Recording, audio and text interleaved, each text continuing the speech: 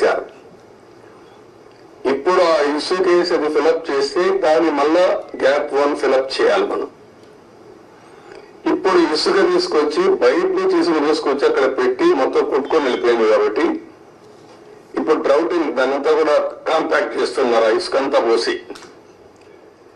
ఇది ఎంత అవుతుందో తెలియదు.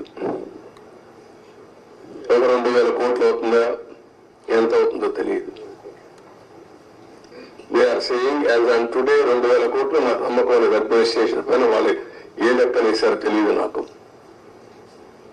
ఇది అయిన తర్వాత గ్యాప్ 1 అనేది లాస్ట్ లో ఉండేది వస్తుంది. గ్యాప్ 2 డయాఫామ్ వాల్, గ్యాప్ 3 ఇంకొక వాల్ కట్టారు, అక్కడ కాంక్రీట్ వాల్ కట్టారు. అదే మాదిరిగా గైడ్ బండ్ ఒకటి అది కుంగిపోయింది.